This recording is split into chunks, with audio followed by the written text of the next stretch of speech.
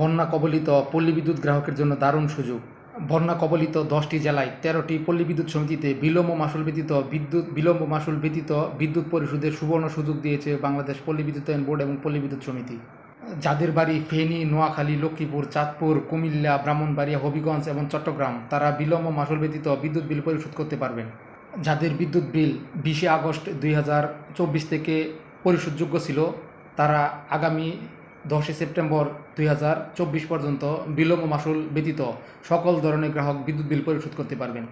সম্প্রতি দেশের দক্ষিণ পূর্বাঞ্চল সৃষ্ট আকস্মিক বন্যায় 13টি প্রবিশের বিভিন্ন এলাকায় ব্যাপকভাবে প্লাবিত হয়। ফলে সড়ক ও জনপথ, বিভিন্ন অফিস স্থাপনা বন্যার পানিতে নিমজ্জিত থাকায় মোবাইল নেটওয়ার্ক ও ইন্টারনেট সেবা বিঘ্নিত হয়। আপনারা বিলম্ব মাসুল ব্যতীত বিদ্যুৎ বিল পরিশোধ করার এই সুযোগটা পাচ্ছেন। চলুন বিদ্যুৎ বিল পরিশোধ করি এবং ভিডিওটি শেয়ার করে সবাইকে জানিয়ে দেই, যাতে আমরা বিলম্ব মাসুল ব্যতীত বিদ্যুৎ বিল পরিশোধ করতে পারি।